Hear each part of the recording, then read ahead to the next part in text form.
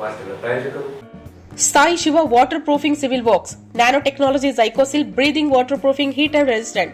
For more details contact K Vishwanath, cell number 7204101963. ಸಂಪರ್ಕಿಸಿ Paramount electricals, dealers in all kinds of electricals goods, fans and LED products, near Mahavir Chowk, Loharwadi, MG road, Raichur. Shri Raghavendra ತುಪ್ಪ,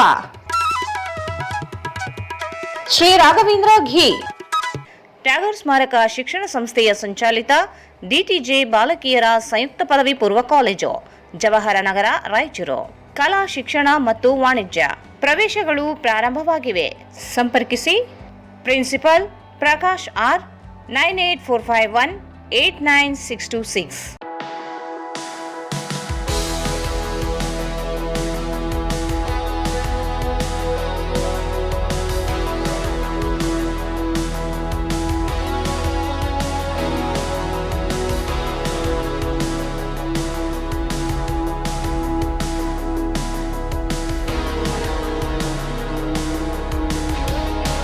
Raichur's biggest jewel palace. All types of jewelries available in only KTB Jewel Palace. Visit KTB Jewel Palace, Udayanagar, Station Road, Raichur.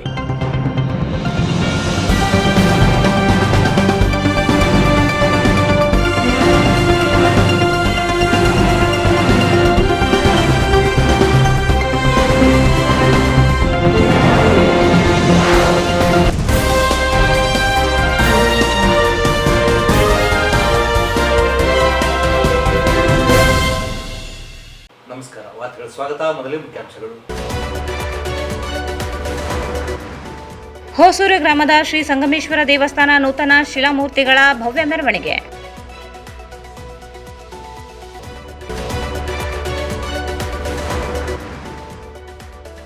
ಕ್ಷೇತ್ರ ಪುನರ್ವಿಂಗಡಣೆ BJP ರಾಜಕೀಯ ಹುನ್ನಾರ, Sridevi Nayak.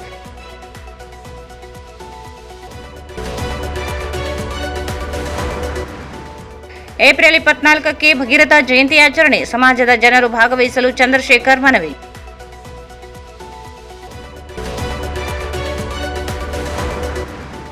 Forgery ಮೂಲಕ ಜಮೀನು ಮಾರಾಟ ಆರೋಪ, ನ್ಯಾಯ ಒದಗಿಸದಿದ್ದರೆ ಕಾನೂನು ಹೋರಾಟ, ವೆಂಕಟೇಶ್.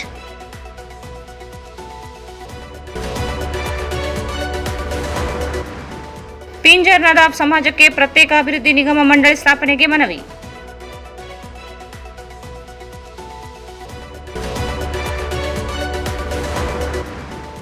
ಮತ್ತು ಬಂಗಾಳಿ ವಲಸೆ ಸಮುದಾಯದ ಹಲವು ಸಮಸ್ಯೆಗಳ ಪರಿಹಾರಕ್ಕೆ ಆಗ್ರಹಿಸಿ ಪ್ರತಿಭಟನೆ.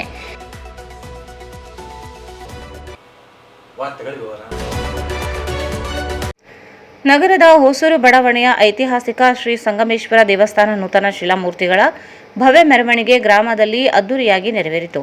ಗ್ರಾಮದ ಸರ್ವ ಜಾತಿ ಧರ್ಮದವರು ಸೇರಿ 300 ವರ್ಷಗಳ ಇತಿಹಾಸವಿರುವ ಶ್ರೀ ಸಂಗಮೇಶ್ವರ ದೇವಸ್ಥಾನ ಜೀರ್ಣೋದ್ಧಾರ ಕೈಗೊಂಡಿದ್ದರಿಂದ ನೂತನ ಶಿಲಾಮೂರ್ತಿಗಳನ್ನು ಮೆರವಣಿಗೆ ಮೂಲಕ ಕರೆತಂದು ಪೂಜಿಸಲಾಯಿತು.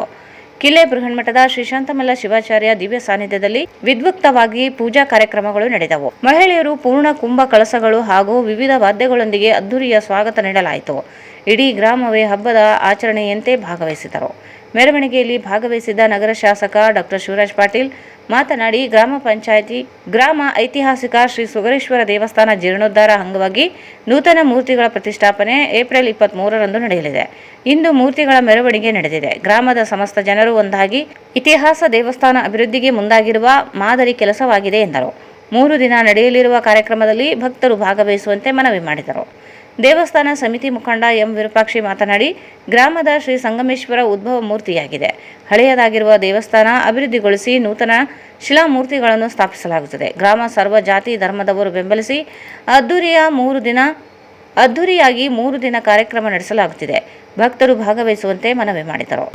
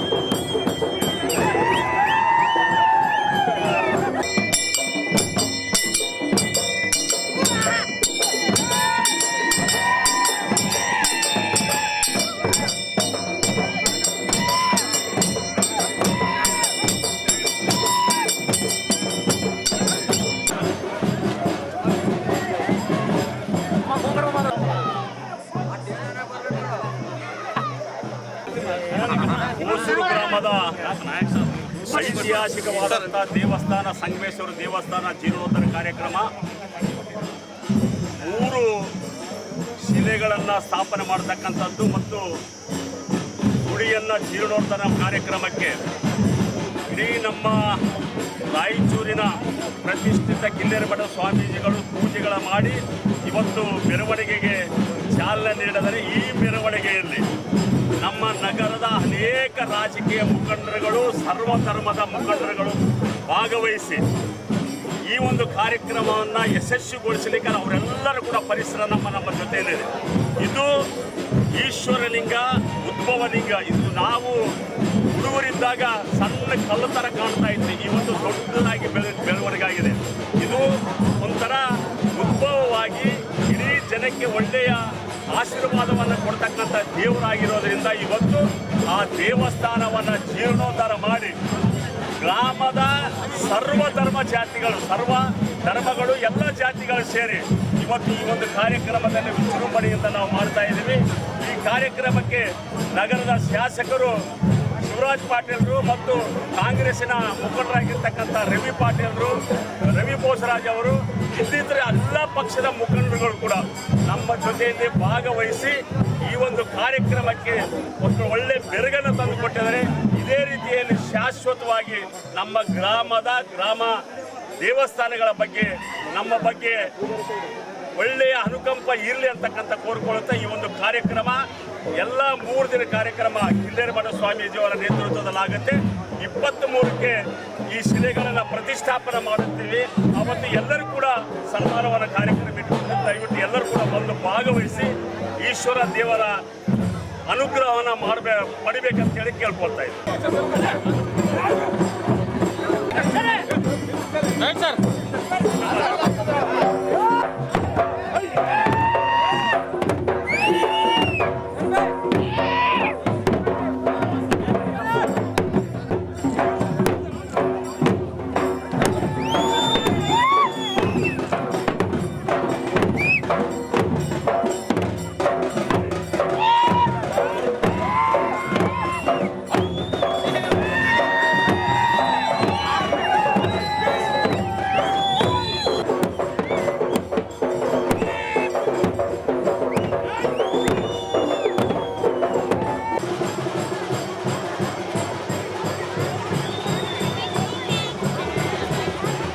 ಮೆರವಣಿಗೆಯಲ್ಲಿ ಪ್ರಜಾಪಿತ ಬ್ರಹ್ಮಕುಮಾರಿ ಈಶ್ವರೀಯ ವಿಶ್ವವಿದ್ಯಾಲಯದ ರಾಜಯೋಗಿನಿ ಸ್ಮಿತಕ್ಕ, ಯುವ ಕಾಂಗ್ರೆಸ್ ಮುಖಂಡ ರವಿ ಬೋಸರಾಜ್, ಮೊಹಮ್ಮದ್ ಶಾಲಂ, ಪಾಲಿಕೆ ಮಾಜಿ ಸದಸ್ಯ ಜಯಣ್ಣ, ನರಸಿಂಹಲು ಮಾಡಗಿರಿ, ರುದ್ರಪ್ಪ ಅಂಗಡಿ, ಶಿವಪ್ಪ ಮಾಲಿ ಪಾಟೀಲ್ ಓಸೂರು, ರವೀಂದ್ರ ಜಾಲ್ದಾರ್, ಭೀಮಣ್ಣ ಮಂಚಾಲ್, ಹನುಮಂತಪ್ಪ ಸೇರಿದಂತೆ ಗ್ರಾಮದ ಹಿರಿಯರು, ಮಹಿಳೆಯರು, ಜನರು ಭಾಗವಹಿಸಿದರು. ಮಹಿಳಾ ಮೀಸಲಾತಿ ಕಾನೂನು ಮತ್ತು ಕ್ಷೇತ್ರ ಪುನರ್ವಿಂಗಡಣೆ ವಿಚಾರಕ್ಕೆ ಸಂಬಂಧಿಸಿದಂತೆ ದೆಹಲಿಯ ಸಂಸತ್ ಭವನದಲ್ಲಿ ಶುಕ್ರವಾರ ನಡೆದ ಮತ ಪ್ರಕ್ರಿಯೆಯಲ್ಲಿ ಎನ್ಡಿಎ ಮೈತ್ರಿಕೂಟ ಸೋಲು ಕಂಡಿದ್ದು, ಮಹಿಳಾ ಮೀಸಲಾತಿ ಹೆಸರಿನಲ್ಲಿ ಎನ್ಡಿಎ ಸರ್ಕಾರದಿಂದ ರಾಜಕೀಯ ನಡೆಸಲಾಗುತ್ತಿದೆ ಎಂದು ರಾಷ್ಟ್ರೀಯ ಮಹಿಳಾ ಕಾಂಗ್ರೆಸ್ ಪ್ರಧಾನ ಕಾರ್ಯದರ್ಶಿ ಶ್ರೀದೇವಿ ನಾಯಕ್ ಆರೋಪಿಸಿದರು. ಅವರು ಇಂದು ಮಾಧ್ಯಮಗೋಷ್ಠಿಯನ್ನು ಉದ್ದೇಶಿಸಿ ಮಾತನಾಡಿ, ಮಹಿಳಾ ಮೀಸಲಾತಿ ಕಾನೂನು ಜಾರಿಗೆ ತರುವ ಉದ್ದೇಶ ಇದ್ದರೆ ಕ್ಷೇತ್ರ ಪುನರ್ವಿಂಗಡಣೆ ವಿಷಯವನ್ನು ಅದಕ್ಕೆ ಜೋಡಿಸುವ ಅಗತ್ಯವಿರಲಿಲ್ಲ. 33% ಮೀಸಲಾತಿ ನೀಡುವ ಮಾತು ಕೇವಲ ರಾಜಕೀಯ ಲಾಭಕ್ಕಾಗಿ ಬಳಸಲಾಗುತ್ತಿದೆ ಎಂದು ಹೇಳಿದರು. 2023ರಲ್ಲಿ ಇಂಡಿಯಾ ಮೈತ್ರಿಕೂಟದಲ್ಲಿ ಇರುವ ಎಲ್ಲ ಪಕ್ಷಗಳು ಮಹಿಳಾ ಮೀಸಲಾತಿಗೆ ಒಪ್ಪಿಗೆ ಸೂಚಿಸಿದ್ದರೂ ಅದನ್ನು ಜಾರಿಗೆ ತರದೆ ಈಗ ಕ್ಷೇತ್ರ ಪುನರ್ವಿಂಗಡಣೆಯನ್ನು ಮುಂದಿಟ್ಟಿರುವುದು ರಾಜಕೀಯ ಷಡ್ಯಂತ್ರವಾಗಿದೆ. ಕಾಂಗ್ರೆಸ್ ಪಕ್ಷ ಯಾವತ್ತಿಗೂ ಮಹಿಳೆಯರ, ರೈತರ ಹಾಗೂ ಬಡವರ ಪರವಾಗಿರುವ ಪಕ್ಷವಾಗಿದ್ದು, ಮಹಿಳೆಯರ ಪರ ಹಲವಾರು ಯೋಜನೆಗಳನ್ನು ಜಾರಿಗೆ ತಂದಿದೆ. ಆದರೆ ಬಿಜೆಪಿ ಮೊದಲಿನಿಂದಲೂ ಮಹಿಳಾ ವಿರೋಧಿ ಪಕ್ಷವಾಗಿದೆ ಎಂದರು. ಕ್ಷೇತ್ರ ಪುನರ್ವಿಂಗಡಣೆ ನಡೆದರೆ ಉತ್ತರ ಭಾರತದ ರಾಜ್ಯಗಳಿಗೆ ಜನಸಂಖ್ಯೆ ಆಧಾರದ ಮೇಲೆ ಹೆಚ್ಚಿನ ಸ್ಥಾನಗಳು ದೊರೆಯಲಿದ್ದು, ದಕ್ಷಿಣ ಭಾರತದ ರಾಜ್ಯಗಳಿಗೆ ಅನ್ಯಾಯವಾಗಲಿದೆ. ಇದರ ಪರಿಣಾಮವಾಗಿ ಒಬಿಸಿ ಹಾಗೂ SC/ST ಮಹಿಳೆಯರು ಕೂಡ ಅವಕಾಶದಿಂದ ವಂಚಿತರಾಗುವ ಸಾಧ್ಯತೆ ಇದೆ ಎಂದು ಹೇಳಿದರು. ಬಿಜೆಪಿ ಪಕ್ಷವು ಸ್ವತಃ ಮಹಿಳಾ ವಿರೋಧಿ ಪಕ್ಷವಾಗಿದ್ದು, ಕಾಂಗ್ರೆಸ್ ಮೇಲೆ ಮಹಿಳಾ ವಿರೋಧಿ ಎಂಬ ಆರೋಪ ಹೇರಲು ಪೂರ್ವನಿಯೋಜಿತ ಕುತಂತ್ರ ನಡೆಸುತ್ತಿದೆ ಎಂದು ಆರೋಪಿಸಿದರು. 2011ರ ಜನಗಣತಿ ಅಂಕಿಅಂಶಗಳ ಆಧಾರದ ಮೇಲೆ ಕ್ಷೇತ್ರ ಪುನರ್ವಿಂಗಡಣೆ ಮಾಡುವುದು ಅವೈಜ್ಞಾನಿಕವಾಗಿದ್ದು, ಹೊಸ ಜನಗಣತಿ ಮಾಹಿತಿ ಆಧಾರದ ಮೇಲೆ ಕ್ರಮ ಕೈಗೊಳ್ಳಬೇಕೆಂದು ಒತ್ತಾಯಿಸಿದರು. ಮೋದಿ ಸರ್ಕಾರದ ವಿರುದ್ಧ ಪ್ರತಿಭಟನೆಗೆ ಸನ್ನಿವೇಶಗಳು ನಿರ್ಮಾಣವಾಗುತ್ತಿವೆ ಎಂದು ಎಚ್ಚರಿಕೆ ನೀಡಿದ ಅವರು, ಮಹಿಳೆಯರು ಈ ವಿಷಯವನ್ನು ಸರಿಯಾಗಿ ಅರ್ಥ ಮಾಡಿಕೊಳ್ಳಬೇಕು. ಬಿಜೆಪಿ ಪಕ್ಷ ಮಹಿಳಾ ಪರವಾಗಿದ್ದರೆ ಕ್ಷೇತ್ರ ವಿಂಗಡಣೆ ಎಂಬ ಅಂಶವನ್ನು ಬಿಟ್ಟು ಮೊದಲು ಮಹಿಳಾ ಮೀಸಲಾತಿ ಕಾನೂನು ಜಾರಿಗೆ ತರಲಿ ಎಂದು ಸವಾಲು ಹಾಕಿದರು. ಸುಮಾರು 2-3 ದಿನಗಳಿಂದ ರಾಷ್ಟ್ರಾದ್ಯಂತ ಚರ್ಚೆ ಆಗ್ತಾ ಇದೆ. ಮಹಿಳಾ ಮೀಸಲಾತಿ ಹಾಗೂ ಕ್ಷೇತ್ರ ಮರು ವಿಂಗಡಣೆ ಬಗ್ಗೆ ಏನು ಈ ಒಂದು ಬಿಜೆಪಿಯವರು ನಮ್ಮ ಕಾಂಗ್ರೆಸ್ನವ್ರ ಮೇಲೆ ಅಪವಾದ ಮಾಡ್ತಾ ಇದ್ದಾರೆ. ಕಾಂಗ್ರೆಸ್ನವರು ಮಹಿಳಾ ವಿರೋಧಿಗಳು ಅಂತ ಹೇಳಿ ಅಂತ ಸುಳ್ಳು ಅಪಪ್ರಚಾರ ಮಾಡ್ತಾ ಇದ್ದಾರೆ ಅಂತ ಹೇಳಿದ್ರೆ ತಪ್ಪಾಗಲಿಕ್ಕಿಲ್ಲ. 2023ರಲ್ಲಿ ಇದೇ ಮಹಿಳಾ ಮೀಸಲಾತಿ ಬಗ್ಗೆ ಸಂಸತ್ನಲ್ಲಿ ಏನು ಮಂಡನೆ ಆಯಿತು. ಅವಾಗ ಎಲ್ಲ ಸಂಸದರು ಕೂಡ ಮಹಿಳಾ ಮೀಸಲಾತಿಗೆ ಒಪ್ಪಿಗೆ ಕೊಟ್ಟರು, ನಿಮ್ಗೆಲ್ಲರಿಗೂ ಗೊತ್ತಿರೋ ಹಾಗೆ.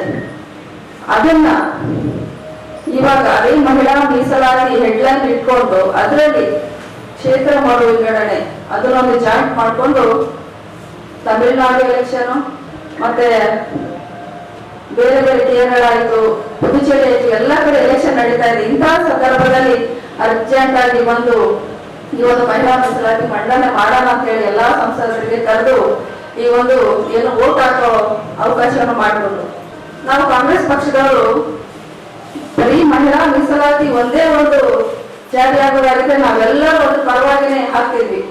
ಅದರಲ್ಲಿ ಕ್ಷೇತ್ರ ಮರು ವಿಂಗಡಣೆಯಲ್ಲಿ ಯಾಕೆ ಅದನ್ನು ಸೇರಿಸಬೇಕಾಗಿತ್ತು? 2011ರ ಜಾತಿ ಜನಗಣತಿ ಅಂಕಿ ಅಂಶಗಳ ಪ್ರಕಾರ ಈ ಕ್ಷೇತ್ರ ಮರು ವಿಂಗಡಣೆ ಬಗ್ಗೆ ಎಲ್ಲ ಇದು ಮಾಡಿದ್ದಾರೆ. ಹೌದಾ?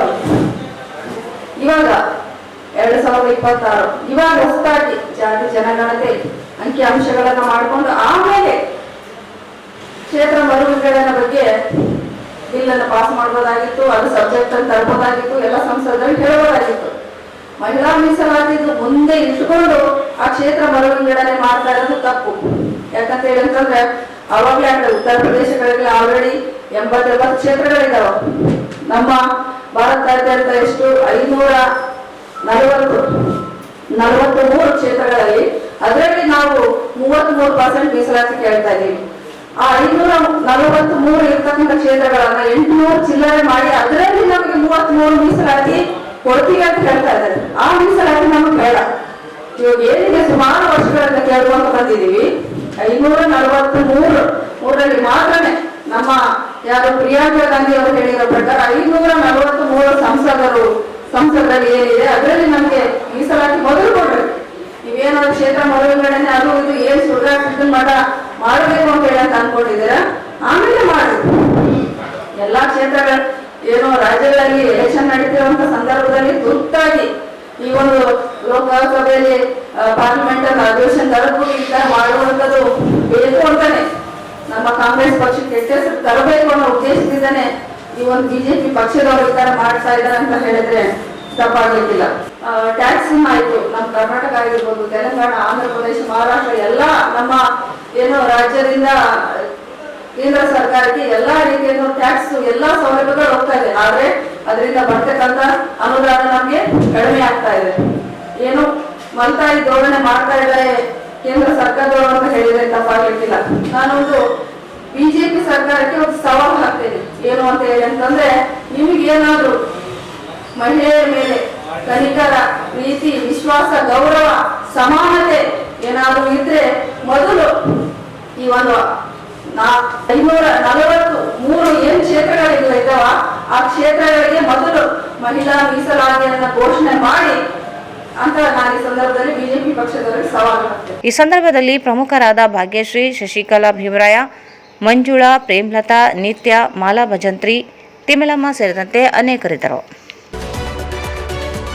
ಜಿಲ್ಲಾಡಳಿತ ಮತ್ತು ಉಪ್ಪಾರ ಸಮಾಜದಿಂದ ಏಪ್ರಿಲ್ 24ರಂದು ಶ್ರೀ ಮಹರ್ಷಿ ಭಗೀರಥ ಜಯಂತಿಯನ್ನು ಹಮ್ಮಿಕೊಳ್ಳಲಾಗಿದೆ ಎಂದು ಜಿಲ್ಲಾ ಉಪ್ಪಾರ ಸಮಾಜ ಸೇವಾ ಸಂಘದ ಪ್ರಧಾನ ಕಾರ್ಯದರ್ಶಿ ಚಂದ್ರಶೇಖರ್ ಹೇಳಿದರು. ಅವರು ಇಂದು ಮಾಧ್ಯಮಗೋಷ್ಠಿಯನ್ನು ಉದ್ದೇಶಿಸಿ ಮಾತನಾಡಿ, ಅಂದು ಬೆಳಗ್ಗೆ 9 ಗಂಟೆಗೆ ನಗರದ ಉಪ್ಪಾರವಾಡಿ ಶ್ರೀ ಲಕ್ಷ್ಮೀ ವೆಂಕಟೇಶ್ವರ ದೇವಸ್ಥಾನದಲ್ಲಿ ಮಹರ್ಷಿ ಭಗೀರಥ ಭಾವಚಿತ್ರಕ್ಕೆ ಪೂಜೆ ಸಲ್ಲಿಸಿ ಸಮಾಜದ ಮಹಿಳೆಯರಿಂದ ಕುಂಭಕಳಸ, ವಿವಿಧ ವಾದ್ಯಗಳ ಮೂಲಕ ಕಲಾ ತಂಡಗಳೊಂದಿಗೆ ಭಾವಚಿತ್ರದ ಮೆರವಣಿಗೆಯನ್ನು ನಗರದ ಪಂಡಿತ್ ಸಿದ್ದರಾಮ ಜಂಬಲ್ದಿನ್ನಿ ರಂಗಮಂದಿರದವರೆಗೆ ನಡೆಸಲಾಗುತ್ತದೆ. ನಂತರ ರಂಗಮಂದಿರದಲ್ಲಿ ವೇದಿಕೆ ಕಾರ್ಯಕ್ರಮ ನಡೆಯಲಿದೆ ಎಂದರು. ಕಾರ್ಯಕ್ರಮದಲ್ಲಿ ಸಚಿವರು, ಜಿಲ್ಲೆಯ ಸಂಸದರು, ಶಾಸಕರು ಸೇರಿ ಹಲವು ಜನಪ್ರತಿನಿಧಿಗಳು ಹಾಗೂ ಅಧಿಕಾರಿಗಳು ಭಾಗಿಯಾಗಲಿದ್ದಾರೆ. ವೇದಿಕೆ ಕಾರ್ಯಕ್ರಮದ ಕೊನೆಯಲ್ಲಿ 2025-26ನೇ ಸಾಲಿನ ದ್ವಿತೀಯ PUC ಪರೀಕ್ಷೆಯಲ್ಲಿ 80%ಕ್ಕಿಂತ ಹೆಚ್ಚು ಅಂಕ ಗಳಿಸಿದ ಸಮಾಜದ ವಿದ್ಯಾರ್ಥಿಗಳಿಗೆ ಪ್ರತಿಭಾ ಪುರಸ್ಕಾರ ನೀಡಲಾಗುವುದು ಎಂದರು. ಭಗೀರಥ ಜಯಂತಿ ಕಾರ್ಯಕ್ರಮಕ್ಕೆ ಸಮಾಜದ ಜನರು ಹೆಚ್ಚಿನ ಸಂಖ್ಯೆಯಲ್ಲಿ ಭಾಗವಹಿಸಿ ಕಾರ್ಯಕ್ರಮವನ್ನು ಯಶಸ್ವಿಗೊಳಿಸಬೇಕೆಂದು ಮನವಿ ಮಾಡಿದರು. ಗುರುವಾರ ದಿನಾಂಕ 23/4/2026 ಶ್ರೀ ಭಗೀರಥ ಜಯಂತ್ಯೋತ್ಸವ ಕಾರ್ಯಕ್ರಮದಲ್ಲಿ ರಾಯಚೂರು ತಾಲೂಕಾ ನಗರ ಹಾಗೂ ಗ್ರಾಮೀಣ ಭಾಗದ ಸಮಾಜದ ಬಂಧುಗಳಲ್ಲಿ ಜಿಲ್ಲಾ ಉಪಹಾರ ಸಮಾಜ ಸೇವಾ ಸಂಘ ದೇಶ ವತಿಯಿಂದ ರಾಯಚೂರು ಅಧ್ಯಕ್ಷರ ಪದಾಧಿಕಾರಿಗಳು ವಿನಂತಿಸುವುದೇನೆಂದರೆ, ಗುರುವಾರ ದಿನಾಂಕ 23/4/2026 ಶ್ರೀ ಮಹರ್ಷಿ ಭಗೀರಥ ಜಯಂತಿ ಇದ್ದು, ಇದಕ್ಕೆ ಸಂಬಂಧಿಸಿದಂತೆ ಜಿಲ್ಲಾಡಳಿತ, ಕನ್ನಡ ಮತ್ತು ಸಂಸ್ಕೃತಿ ಇಲಾಖೆ ಹಾಗೂ ನಮ್ಮ ಸಮಾಜದವರಿಂದ ಶ್ರೀ ಮಹರ್ಷಿ ಭಗೀರಥ ಜಯಂತಿ ಆಚರಣೆ ಕಾರ್ಯಕ್ರಮವನ್ನು ಹಮ್ಮಿಕೊಳ್ಳಲಾಗಿದೆ. ಕಾರಣ, ನಮ್ಮ ಸಮಾಜದ ಬಾಂಧವರು ಹೆಚ್ಚಿನ ಸಂಖ್ಯೆಯಲ್ಲಿ ಭಾಗವಹಿಸಿ ಶ್ರೀ ಭಗೀರಥ ಜಯಂತ್ಯೋತ್ಸವವನ್ನು ಅತ್ಯಂತ ವಿಜೃಂಭಣೆಯಿಂದ ಆಚರಣೆ ಮಾಡಲು ತಮ್ಮನ್ನು ವಿನಂತಿಸುತ್ತೇವೆ. ಗುರುವಾರ ದಿನಾಂಕ 23/4/2026 ಬೆಳಗ್ಗೆ 9 ಗಂಟೆಗೆ ರಾಯಚೂರಿನ ಉಪ್ಪರವಾಡಿ ಬೃಹೇಶ್ವರಪೇಟೆ ಶ್ರೀ ಲಕ್ಷ್ಮೀ ವೆಂಕಟೇಶ್ವರ ದೇವಸ್ಥಾನದಲ್ಲಿ ಮಹರ್ಷಿ ಭಗೀರಥ ಭಾವಚಿತ್ರಕ್ಕೆ ಪೂಜೆಯೊಂದಿಗೆ ಕಾರ್ಯಕ್ರಮವನ್ನು ಪ್ರಾರಂಭಿಸಲಾಗಿದೆ. ಈ ಕಾರ್ಯಕ್ರಮದಲ್ಲಿ ಸಂಸದರು, ಸಚಿವರು, ಶಾಸಕರು, ಗಣ್ಯ ವ್ಯಕ್ತಿಗಳು ಮತ್ತು ಸಮಾಜದವರಿಂದ ನಾಮಕರಣ ನೆರವೇರಿಸಲಾಗಿದೆ. ನಂತರ ಪ್ರಮುಖ ಬೀದಿಗಳ ಮುಖಾಂತರ ಮೆರವಣಿಗೆಯು ನಗರದ ಪಂಡಿತ ಸಿದ್ದರಾಮ ಜಂಬಲ್ದಿನ್ನಿ ರಂಗಮಂದಿರದವರೆಗೆ ತಲುಪುವುದು. ತದನಂತರ ಜಿಲ್ಲಾಡಳಿತ ವತಿಯಿಂದ ವೇದಿಕೆ ಕಾರ್ಯಕ್ರಮವನ್ನು ನೆರವೇರಿಸಲಾಗಿದೆ. ಕಾರಣ, ನಮ್ಮ ಸಮಾಜದ ಹಿರಿಯರು, ಮುಖಂಡರು, ರಾಜಕೀಯ ಮುಖಂಡರು, ಗ್ರಾಮೀಣ ಭಾಗದ ರೈತ ಬಾಂಧವರು, ಸಮಾಜದ ಮಹಿಳಾ ಘಟಕದ ಪದಾಧಿಕಾರಿಗಳು, ಯುವ ಸಂಘದ ಪದಾಧಿಕಾರಿಗಳು, ನೌಕರರ ಸಂಘದ ಪದಾಧಿಕಾರಿಗಳು, ಶ್ರೀ ಗಜಾನನ ಸಮಿತಿಯವರು ಹಾಗೂ ಸಮಾಜದ ಸರ್ವರು ಈ ಕಾರ್ಯಕ್ರಮದಲ್ಲಿ ಭಾಗವಹಿಸಿ ಯಶಸ್ವಿಗೊಳಿಸಬೇಕೆಂದು ತಮ್ಮಲ್ಲಿ ಪ್ರಾರ್ಥನೆ. ವಿದ್ಯಾರ್ಥಿಗಳಿಗೆ ಒಂದು 80% ಅಂಕ ಮೇಲ್ಪಟ್ಟು ಪಡೆದವರಿಗೆ ಅವರಿಗೆ ನಮ್ಮ ಸಮಾಜದಿಂದ ಸನ್ಮಾನಿಸಿ ಈ ಸಂದರ್ಭದಲ್ಲಿ ಸಂಘದ ಪ್ರಮುಖರಾದ ಪಾಗುಂಟಪ್ಪ, ದೇವೇಂದ್ರ, ವೆಂಕೋಬ, ಅಮರೇಶಪ್ಪ, ಯು ಎಂಕೋಬ, ಸುಭಾಷ್, ನಾಗರಾಜ್, ಶ್ರೀನಿವಾಸ್ ಸೇರಿದಂತೆ ಅನೇಕರಿದ್ದರು.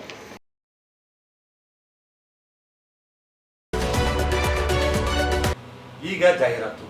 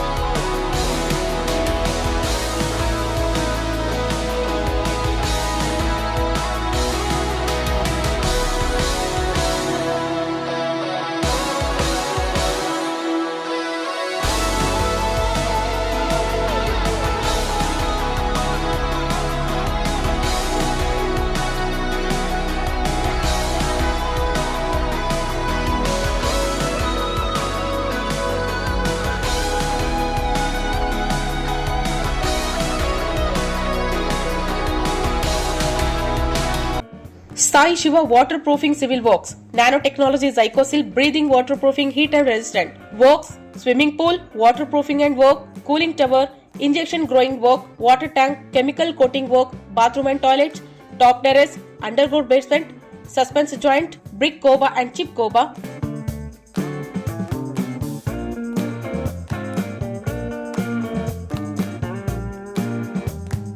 For more details, contact K. Vishwanath, cell number 72041-01963, 97421-60081.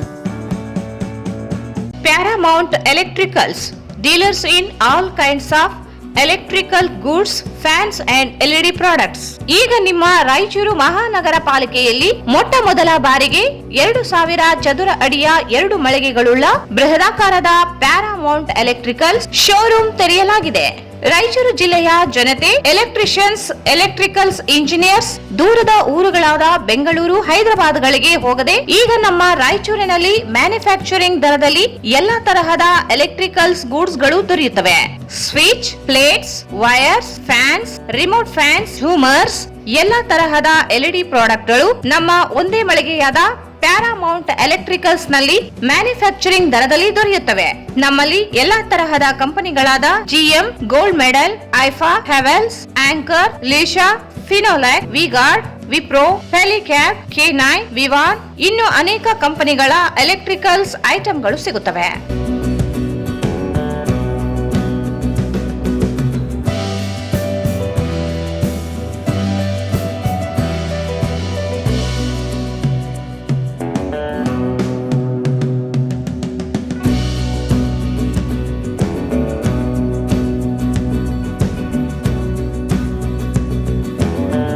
ಸಂಪರ್ಕಿಸಿ Paramount electricals, dealers in all kinds of electricals goods, fans and LED products, near Mahavir Chowk, Loharwadi, MG road, Raichur.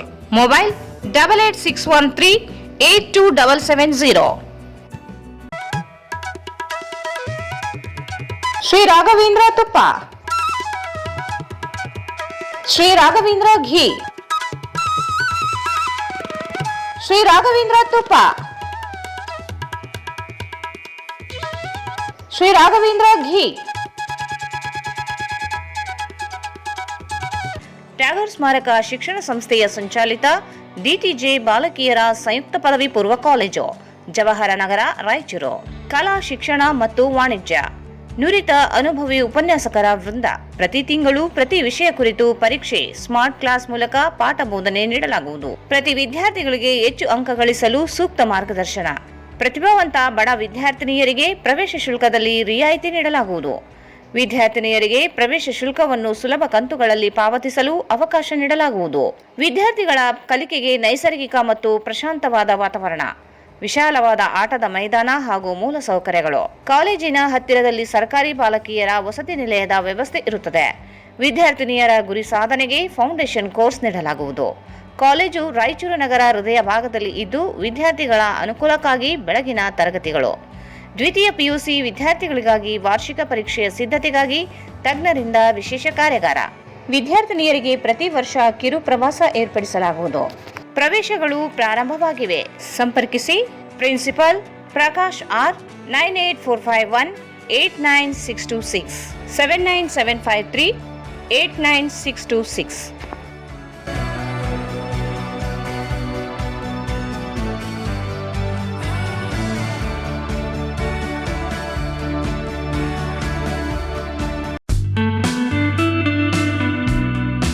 Raichur's biggest jewel palace. All types of jewelries available in only KTB Jewel Palace. 916 Allmark Gold Jewelries available. ವಿಶೇಷವಾಗಿ ಬಂಗಾರದ ಆಭರಣಗಳಾದ ನಮ್ಮಲ್ಲಿ fancy earrings, fancy necklace, ಮಾಂಗಲ್ಯ ಮತ್ತು ಬಳೆಗಳು ಇನ್ನೂ ಅನೇಕ ತರಹದ ಆಭರಣಗಳು ದೊರೆಯುತ್ತವೆ. ಬೆಳ್ಳಿಯ ಆಭರಣಗಳಾದ ಕಾಲುಂಗುರ, ಕಾಲುಗೆಜೆ, ಬೆಳ್ಳಿಯ ಪೂಜಾ ಐಟಮ್ಸ್, ವಿವಿಧ ರೀತಿಯ ಆರ್ಟಿಕಲ್ಸ್ ದೊರೆಯುತ್ತವೆ. ರಾಯಚೂರಿನಲ್ಲಿ ಮೊಟ್ಟ ಮೊದಲ ಬಾರಿಗೆ ಯುವಕರಿಗಾಗಿಯೇ ಬ್ರಾಸ್ಲೆಟ್ಸ್, ಚೈನ್ಸ್, ಉಂಗುರಗಳು ಇನ್ನೂ ಅನೇಕ ರೀತಿಯ ಡಿಸೈನ್ಸ್ ಆಭರಣಗಳು ದೊರೆಯುತ್ತವೆ.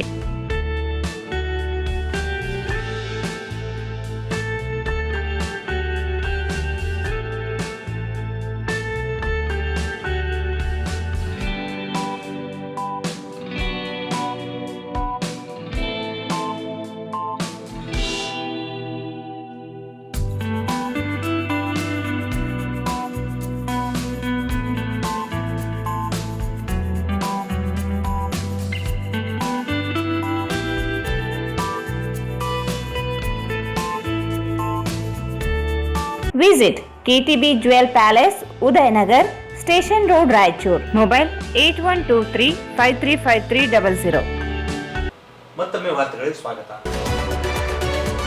ರಾಯಚೂರು ಹೋಬಳಿಯ ವಡವಟ್ಟಿ ಗ್ರಾಮದಲ್ಲಿ ಇರುವ ಸರ್ವೆ ನಂಬರ್ 261 ಅ ಹಾಗೂ 261 ಅ ನಲ್ಲಿ ಇರುವ ತಲಾ 7 ಎಕರೆ 26 ಗುಂಟೆ ಜಮೀನಿಗೆ ಸಂಬಂಧಿಸಿದಂತೆ ಫೋರ್ಜರಿ ಮೂಲಕ ಹೆಸರನ್ನು ಸೇರಿಸಿ ಮಾರಾಟ ಮಾಡಲಾಗಿದೆ. ಕೂಡಲೇ ನೈಜ ವಾರಸುದಾರನಾದ ನನಗೆ ನ್ಯಾಯ ಒದಗಿಸಬೇಕೆಂದು ಭಾರತ ರತ್ನ ಸರ್ ಎಂ ವಿಶ್ವೇಶ್ವರಯ್ಯ ಕಾರ್ಮಿಕ ಸಂಘದ ಜಿಲ್ಲಾ ಅಧ್ಯಕ್ಷ ವೆಂಕಟೇಶ್ ಅವರು ಆಗ್ರಹಿಸಿದರು. ಅವರು ಇಂದು ಮಾಧ್ಯಮಗೋಷ್ಠಿಯನ್ನು ಉದ್ದೇಶಿಸಿ ಮಾತನಾಡಿ, ಈ ಜಮೀನು ನಮ್ಮ ಪಿತ್ರಾರ್ಜಿತ ಆಸ್ತಿಯಾಗಿದ್ದು ನಿಜಾಂ ಸರ್ಕಾರದ ಕಾಲದಲ್ಲಿ ನಮ್ಮ ಮುತ್ತಜ್ಜನಿಗೆ ನೀಡಲ್ಪಟ್ಟಿದ್ದಾಗಿದೆ. ಆದರೆ ಕೆಲವು ವ್ಯಕ್ತಿಗಳು ನಕಲಿ ದಾಖಲೆಗಳನ್ನು ಸೃಷ್ಟಿಸಿ ತಮ್ಮ ಹೆಸರನ್ನು ಸೇರಿಸಿಕೊಂಡು ನಂತರ ಬೇರೆಯವರಿಗೆ ಮಾರಾಟ ಮಾಡಿದ್ದಾರೆ ಎಂದು ಆರೋಪಿಸಿದರು. ಈ ಕುರಿತು ಜಿಲ್ಲಾಧಿಕಾರಿಗಳಿಗೆ ಅರ್ಜಿ ಸಲ್ಲಿಸಲಾಗಿದ್ದು ಪ್ರಕರಣವನ್ನು ತಹಸೀಲ್ದಾರರಿಗೆ ವರ್ಗಾವಣೆ ಮಾಡಲಾಗಿದೆ. ಆದರೆ ತಹಸೀಲ್ದಾರರು ನ್ಯಾಯಾಲಯಕ್ಕೆ ಹೋಗುವಂತೆ ಸೂಚನೆ ನೀಡಿದ್ದಾರೆ.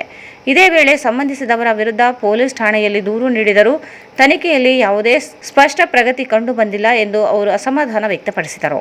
ನಮ್ಮಿಂದ ಯಾರಾದರೂ ಕಾನೂನುಬದ್ಧವಾಗಿ ಜಮೀನು ಖರೀದಿ ಮಾಡಿಕೊಂಡಿದ್ದರೆ ಅದರ ದಾಖಲೆಗಳನ್ನು ಸಾರ್ವಜನಿಕವಾಗಿ ಅಥವಾ ನ್ಯಾಯಾಲಯದಲ್ಲಿ ತೋರಿಸಬೇಕು.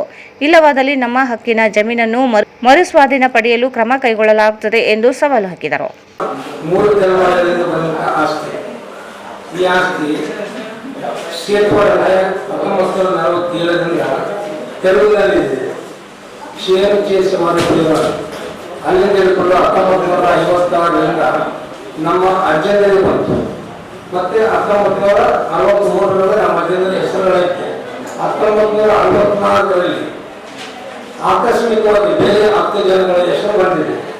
ಯಾಕೆ ಬಂದಿದೆ ಅಂತ ನಮ್ಮ ಮಾಹಿತಿ ಅರ್ಥ ಹಾಕಿದಾಗ ಮಾನ್ಯ ತಹಸೀಲ್ದಾರ್ ಏನು ಕೊಟ್ಟರೆ ಯಾವುದೇ MR ನಂಬರ್ ಇರುವುದಿಲ್ಲ ಎಂದು ಎಂಡರ್ಸ್ಮೆಂಟ್ ಕೊಟ್ಟಿದ್ದಾರೆ. ಮತ್ತೆ ಗುಲ್ಬರ್ಗ ಮಾಹಿತಿ ಅವರೇ ಕೊಟ್ಟರು. ರೆವಿನ್ಯೂ ಆ್ಯಕ್ಟ್ ಕಂದಾಯ ಪ್ರಕಾರ 127, 128, 129 ಪ್ರಕಾರ ಯಾವುದೇ ವರ್ಗಾವಣೆ ಬರಬಾರದು. ಎಲ್ಲ ಮಾರಾಟ ಇಲ್ಲ ಏನಿಲ್ಲ ಅಂತ ಈಸಿ ಐತಿ ಎಲ್ಲ ಐತೆ. ಇಂಥವನ್ನ ತಿರಸ್ಕಾರ ಮಾಡಬೇಕು ಅಂತ ಇದು ಮಾಡ್ತಾರೆ. ಮತ್ತೆ DC ಅಪೀಲ್ ಹೋದ್ರು. DC ಅವರು ಏನು ಮಾಡಿದ್ರು, ಮತ್ತೆ ತಹಸೀಲ್ದಾರಿಗೆ ಬರ್ತದೆ. ನಾನೇನು ಕೇಳಿದೆ, ಪುನರ್ ನನ್ನ ಸ್ವಾಧೀನ ಪಡೆಯೋದು ಕೇಳಿದೆ. ಇವಾಗ ನಾನು ಏನು ಮಾಡ್ತಾ ಇದ್ದೇನೆ ಅಂದರೆ, ನಾನು SC ಜನಾಂಗ ಭೂಮಿನ ಪೂರ್ವ ಜನಾಂಗದವರು ಏನು ಮಾಡಿದ್ದಾರೆ, ಫೋರ್ಜರಿ ಮಾಡ್ಕೊಂಡಿದ್ದಾರೆ. ಅವರು ಸುಳ್ಳು ದಾಖಲೆ ಸೃಷ್ಟಿಸಿಕೊಂಡು ಅವರು ಪರಶುರಾಮ್ ತಂದೆ ಕೋಲಪ್ಪ ಶಾಂತಿ ಮಡಿಪೇಟೆಯಲ್ಲಿ ಇರ್ತಾರೆ. ಅವರು ತಗೊಂಡು MR ಪವನ್ ಕುಮಾರಿ ಶೆಟ್ಟಿ ಅವರಿಗೆ 2 ಕೋಟಿ ರೂಪಾಯಿಗೆ 14 ಎಕರೆ ಭೂಮಿ ಮಾರಾಟ ಮಾಡಿದ್ದಾರೆ. ಮತ್ತೆ ಅದು ಸುತ್ತಮುತ್ತ ಭೂಮಿ ನಂದೇ ಇದೆ. ಮತ್ತೆ ಆಲ್ರೆಡಿ ಹಿಂದೆ ಕಬ್ಜದಲ್ಲೂ ನಾನೇ ಇದ್ದೀನಿ, ಮುಂದೆ ನಾನೇ ಇದ್ದೀನಿ, ಹಿಂದೆ ನಾನೇ ಇದ್ದೀನಿ, ಈಗ ಪ್ರೆಸೆಂಟ್ನಲ್ಲಿ ಕೂಡ. ಆದರೆ MR ಪವನ್ ಕುಮಾರ್ ಅವರು ಖರೀದಿ ಮಾಡಿದಾಗ ನನಗೆ ಆಕ್ಸಿಡೆಂಟ್ ಆಗಿತ್ತು. ಆವಾಗ ಅವರು ಪೊಲೀಸ್ ಪ್ರೊಟೆಕ್ಷನ್ ತಗೊಂಡು ಅವರು ಹದ್ದುಬಸ್ತು ಮಾಡ್ತಿದ್ದಾರೆ. ಯಾಕಂದ್ರೆ ಅದು ಭಯ ಇತ್ತು ಅವರಷ್ಟು. ಇವಾಗ ಅವರಿಗೆ ಕೆಲವು ರಾಜಕಾರಣಿ ವ್ಯಕ್ತಿಗಳಿದ್ದಾರೆ, ಸ್ವಲ್ಪ ಗುಳ್ಳಗಳಿದ್ದಾರೆ. ನಾನು ಸಂಘಟನೆಯಲ್ಲಿ ಮತ್ತೆ ಯಾರೋ ಒಂದು ಹೋಮ್ಗಾರ್ಡಲ್ಲಿ ಕೆಲಸ ಮಾಡ್ತಾ ಏನು ಮಾಡಿದೆ, ಲಾಸ್ಟ್ ಇದೆ ಪೂರ 10 ಮೀರಿತ್ತು. ಅದು ಸಲುವಾಗಿ ನಾನು ಏನು ಮಾಡಬೇಕಂದ್ರೆ ಸೀಲ್ ಕೊಡ್ಬೋದು ಅಂತ ಹೊರಡ್ತಾರೆ. ಇವರು ಸಂದರ್ಭದಲ್ಲಿ ಎಫರ್ಟ್ ಕೊಟ್ಟಿದೆ. ಆ್ಯಕ್ಷನ್ ತಗೋತೀವಿ ಅಂದಾಗ ಮನೆಗೆ ವಿಸಿಟ್ ಮಾಡ್ತೀವಿ ಅಂದಾಗ ವಿಸಿಟ್ ಮಾಡಿಲ್ಲ ಅಂದರೆ ನಮ್ಮ ಆಲ್ರೆಡಿ ಒಂದು ವಿಕಾಸಸೌಧ ಬೆಂಗಳೂರಿಗೆ ಒಂದು ಕಾಪಿ ಕಳಿಸ್ತೀನಿ.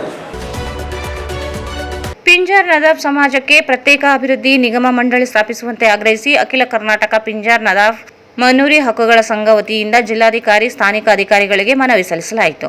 ರಾಜ್ಯದಾದ್ಯಂತ ಸುಮಾರು 35ರಿಂದ 40 ಲಕ್ಷ ಜನಸಂಖ್ಯೆ ಹೊಂದಿರುವ ಪಿಂಜಾರ್ ನದಾಫ್ ಸಮುದಾಯವು ಸಾಮಾಜಿಕ, ಶೈಕ್ಷಣಿಕ, ಆರ್ಥಿಕ ಹಾಗೂ ರಾಜಕೀಯ ಕ್ಷೇತ್ರಗಳಲ್ಲಿ ಹಿಂದುಳಿದಿದ್ದು ಬಡತನದ ಸಂಕಷ್ಟದಲ್ಲಿ ಜೀವನ ಸಾಗಿಸುತ್ತಿದೆ. ಹಿಂದಿನಿಂದ ಹತ್ತಿ ಮತ್ತು ಅರಳೆಯಿಂದ ಗಾದಿ, ದಿಂಬು, ಜಮಖಾನೆ, ಗುಡಾರ ಹಾಗೂ ಹಗ್ಗ ತಯಾರಿಕೆಯಲ್ಲಿ ತೊಡಗಿದ್ದ ಈ ಸಮುದಾಯವು ಅತ್ಯಾಧುನಿಕ ತಂತ್ರಜ್ಞಾನದಿಂದಾಗಿ ತಮ್ಮ ಸಾಂಪ್ರದಾಯಿಕ ವೃತ್ತಿಯನ್ನು ಕಳೆದುಕೊಂಡಿದೆ. 1994ರಲ್ಲಿ ಹಿಂದುಳಿದ ಪ್ರವರ್ಗ ಒಂದರಲ್ಲಿ ಸೇರಿಸಲಾದರೂ ಇಂದಿಗೂ ಸಮರ್ಪಕ ಸರ್ಕಾರಿ ಸೌಲಭ್ಯಗಳು ದೊರೆಯುತ್ತಿಲ್ಲ ಎಂದು ಆರೋಪಿಸಿದ್ದಾರೆ. ಹಿಂದುಳಿದ ವರ್ಗಗಳ ಕಲ್ಯಾಣ ಇಲಾಖೆ ಮತ್ತು KMDC ನಡುವೆ ಸಂಯೋಜನೆ ಕೊರತೆಯಿಂದಾಗಿ ಸೌಲಭ್ಯಗಳಿಗಾಗಿ ಅಲೆದಾಡುವ ಪರಿಸ್ಥಿತಿ ನಿರ್ಮಾಣವಾಗಿದೆ. ಕಳೆದ 30 ವರ್ಷಗಳಿಂದ ಪ್ರತ್ಯೇಕ ಅಭಿವೃದ್ಧಿ ಮಂಡಳಿ ಸ್ಥಾಪನೆಗಾಗಿ ಹೋರಾಟ ನಡೆಸುತ್ತಿದ್ದರೂ ಯಾವುದೇ ಸ್ಪಂದನೆ ಸಿಗದಿರುವುದಕ್ಕೆ ಅಸಮಾಧಾನ ವ್ಯಕ್ತಪಡಿಸಿದರು. ಪಿಂಜಾರ್ ನದಾಫ್ ಸಮಾಜಕ್ಕೆ ಪ್ರತ್ಯೇಕ ನಿಗಮ ಮಂಡಳಿ ಸ್ಥಾಪಿಸಿ ಸಮರ್ಪಕ ಅನುದಾನ ಘೋಷಿಸಬೇಕೆಂದು ಒತ್ತಾಯಿಸಿದರು. ಇಲ್ಲದಿದ್ದಲ್ಲಿ ರಾಜ್ಯ ಮಟ್ಟದಲ್ಲಿ ಹಂತ ಹಂತವಾಗಿ ಹೋರಾಟ ಕೈಗೊಳ್ಳುವುದಾಗಿ ಎಚ್ಚರಿಕೆ ನೀಡಿದ್ದಾರೆ. ಸಮಾಜಕ್ಕೆ ಸಿದ್ದರಾಮಯ್ಯ ಅವರು ಏನ್ ಕೊಟ್ರು? ಸಿದ್ದರಾಮಯ್ಯ ಅವರು ಪಿಂಜಾರ್ ಸಮಾಜಕ್ಕೆ ಏನ್ ಕೊಟ್ರು? ಕಾಂಗ್ರೆಸ್ ಸರ್ಕಾರಕ್ಕೆ, ಪಿಂಜಾರ್ ಸಮಾಜಕ್ಕೆ ಮೋಸ ಮಾಡುತ್ತಿರುವ ಕಾಂಗ್ರೆಸ್ ಸರ್ಕಾರಕ್ಕೆ, ಬಡವರ ಸಮಾಜವನ್ನು ತುಳಿಯುತ್ತಿರುವ ಕಾಂಗ್ರೆಸ್ ಸರ್ಕಾರಕ್ಕೆ, ಹಿಂದುಳಿದ ವರ್ಗದ ಪ್ರವರ್ಗದಲ್ಲಿ ಸರ್ಕಾರಕ್ಕೆ, ಹಿಂದುಳಿದ ವರ್ಗದಲ್ಲಿ ಬರುವ ಪಿಂಜಾರ್ ಸಮಾಜವನ್ನು ತುಳಿಯುತ್ತಿರುವ ಕಾಂಗ್ರೆಸ್ ಸರ್ಕಾರಕ್ಕೆ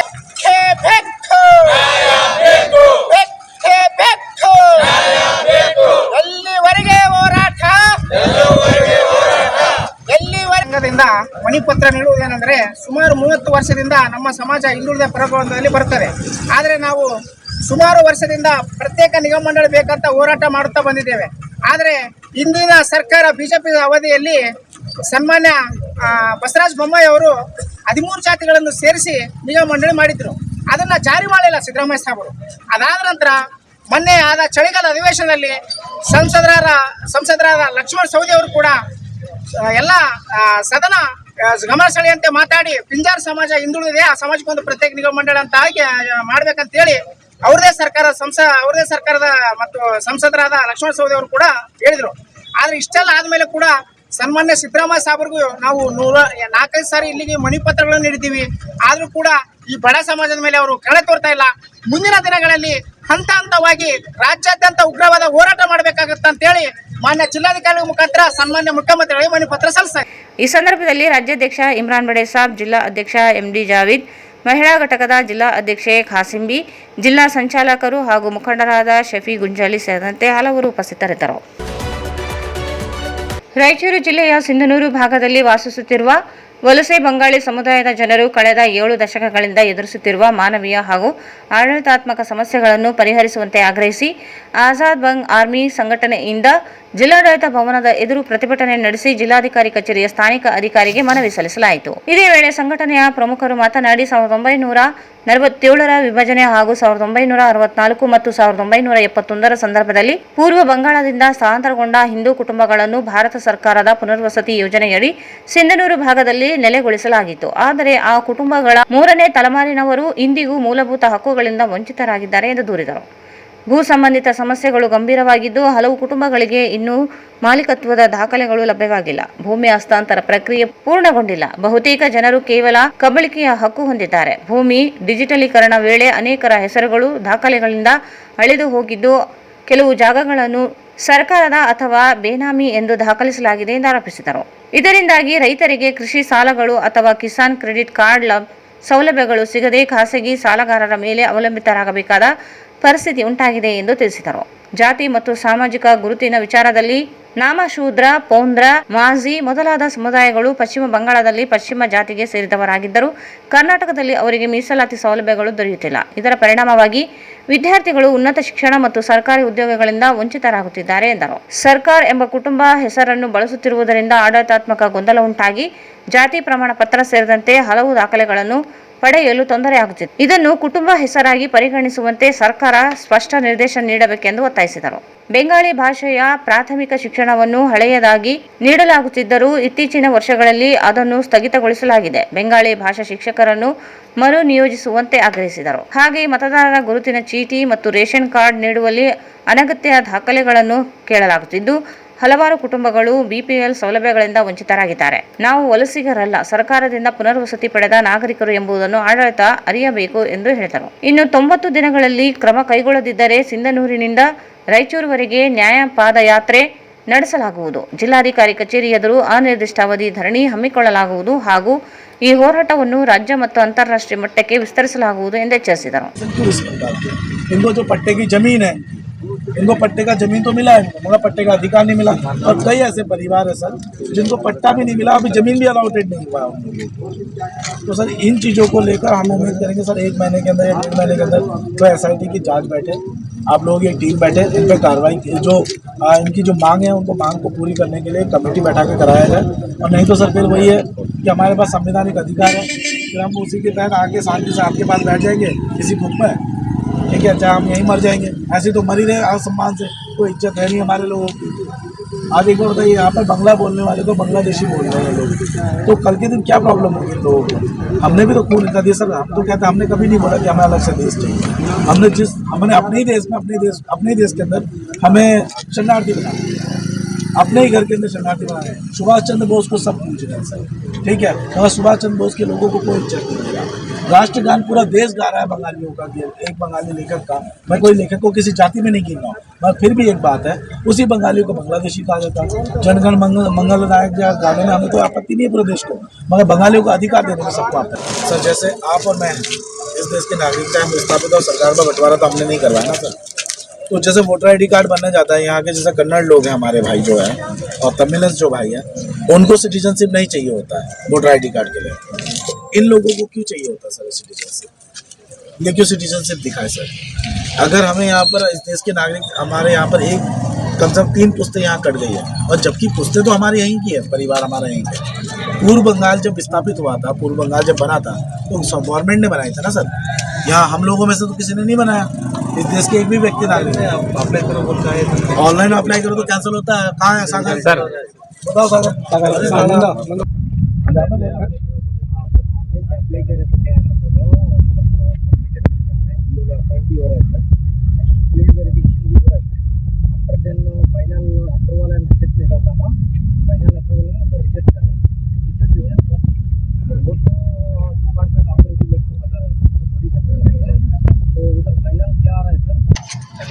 ನನಗೇನು ಸಿಟಿಜನ್ಶಿಪ್ ಇಲ್ಲ.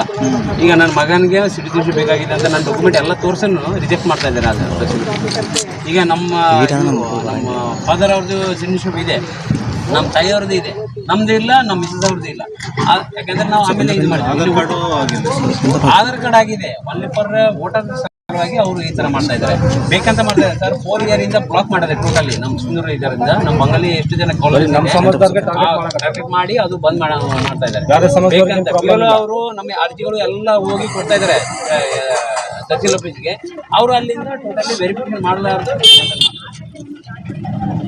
और सर इनका आय प्रमाण पत्र भी नहीं बनता, आय प्रमाण पत्र के लिए प्रॉब्लम है। दूसरा इसमें कई मांग और है सर।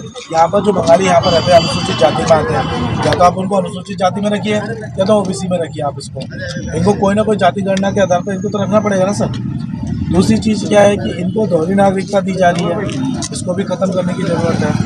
दूसरा इनका बंगला भाषा ये लोगों को स्कूल में पढ़ाया जाता था पहले, अब ये बंगला भाषा स्कूल में खत्म करते हैं सर। अभी हम मुलाकात करने के लिए आए, तो अगर ज़रूरत पड़ेगी सर, देखिए हम तो चाहते हैं कि सब जगह शांति व्यवस्था प्यार मोहब्बत से हो। नहीं तो शांतिपूर्वक संविधान ने हमें अधिकार दिया है, आर्टिकल 17 ने हमें अधिकार दिया है, समानता का अधिकार दे रखा है। अगर वो समानता का अधिकार, संविधान का अगर कोई फ़ायदा नहीं और संविधान में पढ़ने बैठे हुए लोग उस संविधान का पालन नहीं करेंगे तो देश कैसे चलेगा सर? ये कम्युनिटी अलग थोड़ी है हमारे लोगों। ಈ ಸಂದರ್ಭದಲ್ಲಿ ಆಜಾದ್ ಬಂಗ್ ಆರ್ಮಿ ಸಂಘಟನೆಯ ಪ್ರಮುಖರಾದ ಸುಬ್ರತ್ ಕುಮಾರ್ ವಿಶ್ವಾಸ್, ನಿತಾಯ್ ತರಫ್ದಾರ್, ಸಾಧನ್ ಸನ್ಸಾನಾ, ಸುನಿಲ್ ಮಿಸ್ತ್ರಿ, ಶ್ರೀದುಲ್ ದತ್ತಾ, ಸರೋಜಿತ್ ಗೈನ್, ಅರ್ಜುನ್ ಗೋಲ್ಡರ್, ಸಾಧನ್ ಮಂಡಲ್, ಸಮರೇಶ್ ಮಂಡಲ್, ಬಿಶು ರಾಯ್, ದಿನೇಶ್ ರಾಯ್, ಸುಖ್ ಮಂಡಲ್, ಸಾಗರ್ ಮಂಡಲ್, ಕನಕ್ ಮಂಡಲ್, ಕುಮಾರೇಶ್ ಮಂಡಲ್, ಪ್ರಮೋದ್ ಮಿಸ್ತ್ರಿ, ಧರ್ಮೇಂದ್ರ ವಿಶ್ವಾಸ್, ಪಿಯೂಷ್ ಮಿರ್ದಾ, ಪ್ರದೀಪ್ ದಾಸ್, ದಿಲೀಪ್ ಸರ್ಕಾರ್, ರಂಜಿತ್ ದತ್ತಾ ಮತ್ತು ಸುಧಾನಾ ಸಿಕಂದರ್ ಮತ್ತು ಬೆಂಗಾಲಿ ಸಮುದಾಯದ ಮುಖಂಡರು ಭಾಗವಹಿಸಿದರು. ಕೊನೆಯಲ್ಲಿ ಮತ್ತೊಂದು ಮುಖ್ಯಾಂಶಗಳು. ಹೊಸೂರು ಗ್ರಾಮದ ಶ್ರೀ ಸಂಗಮೇಶ್ವರ ದೇವಸ್ಥಾನ ನೂತನ ಶಿಲಾಮೂರ್ತಿಗಳ ಭವ್ಯ ಮೆರವಣಿಗೆ.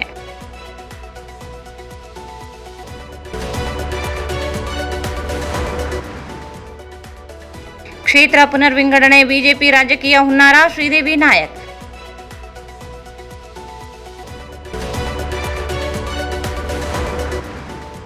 ಏಪ್ರಿಲ್ 24ಕ್ಕೆ ಭಗೀರಥ ಜಯಂತಿ ಆಚರಣೆ, ಸಮಾಜದ ಜನರು ಭಾಗವಹಿಸಲು ಚಂದ್ರಶೇಖರ್ ಮನವಿ.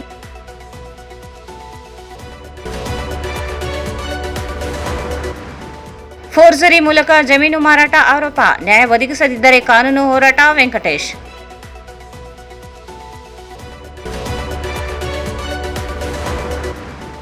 ಪಿಂಜರ್ ನದಾಫ್ ಸಮಾಜಕ್ಕೆ ಪ್ರತ್ಯೇಕ ಅಭಿವೃದ್ಧಿ ನಿಗಮ ಮಂಡಳಿ ಸ್ಥಾಪನೆಗೆ ಮನವಿ.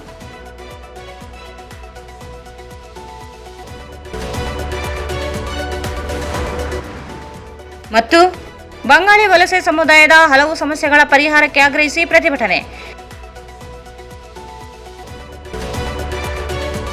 ವಾರ್ತೆಗಳನ್ನು ಪ್ರಯತ್ನಿಸಿದವರು Sai Shiva Waterproofing Civil Works, Nanotechnology Zycosil Breathing Waterproofing Heater Resistant.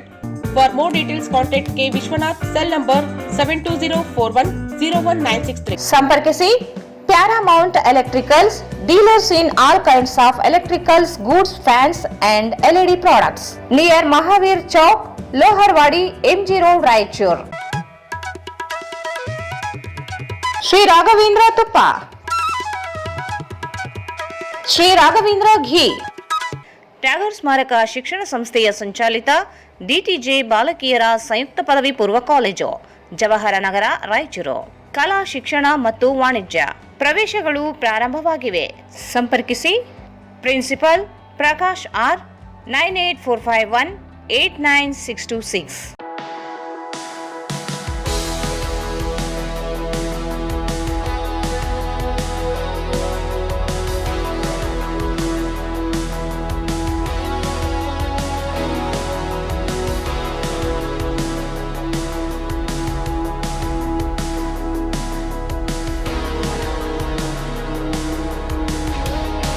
Righteous biggest jewel palace. All types of jewelries available in only KTB Jewel Palace. Visit KTB Jewel Palace, Udayanagar, Station Road, Raichur. ಇಲ್ಲಿಗೆ ವಾರ್ತಾ ಪ್ರಸಾರ ಮುಕ್ತವಾಯಿತು. ಮುಂದಿನ ವಾರ್ತೆಗಳನ್ನು ಮತ್ತೆ ಭೇಟಿಯಾಗೋಣ. ವಂದನೆಗಳು.